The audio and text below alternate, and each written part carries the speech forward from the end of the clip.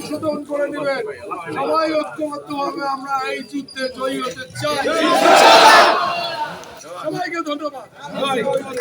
বিসমিল্লাহির রহমানির রহিম। আসসালামু আলাইকুম। কুড়িগ্রাম ২ আসনে বাংলাদেশ জাতীয়তাবাদী দল বিএনপি মনোনীত প্রার্থী আলহাজ সোহেল হোসনাইন কায়কোবাদ ভাই আজ তার মনোনয়নপত্র সংগ্রহ করেছেন। এই দিনটি কেবল একটি মনোনয়ন সংগ্রহের দিন নয়, এটি কৃষক, শ্রমিক, মেহনতি মানুষ ও সাধারণ জনগণের অধিকার আদায়ের সংগ্রামের প্রতীক। আজ এই কর্মসূচিতে কৃষক দল, শ্রমিক দল, যুব দল, স্বেচ্ছাসেবক দল, ছাত্রদল সহ বিএনপির সকল অঙ্গ ও সহযোগী সংগঠনের নেতাকর্মী এবং সর্বস্তরের সাধারণ মানুষ স্বতঃস্ফূর্তভাবে অংশগ্রহণ করেছে। সকলের কণ্ঠে একটাই দাবি, ভোটাধিকার ফিরিয়ে দিতে হবে, গণতন্ত্র প্রতিষ্ঠা করতে হবে।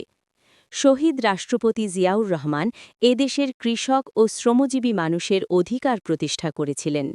৩ বারের নির্বাচিত প্রধানমন্ত্রী দেশনেত্রী বেগম খালেদা জিয়া সেই ধারাবাহিকতা বজায় রেখে জনগণের জন্য রাজনীতি করেছেন।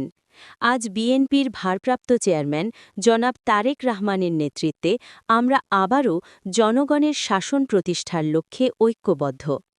কুড়িগ্রাম ২ আসনের কৃষক, শ্রমিক, দিনমজুর, ব্যবসায়ী, যুব সমাজ ও সাধারণ মানুষ আজ এক কণ্ঠে বলছে, ভোট দিন, ভোটের অধিকার রক্ষা করুন, ধানের শীষে ভোট দিন, গণতন্ত্র বাঁচান, বাংলাদেশ বাঁচান।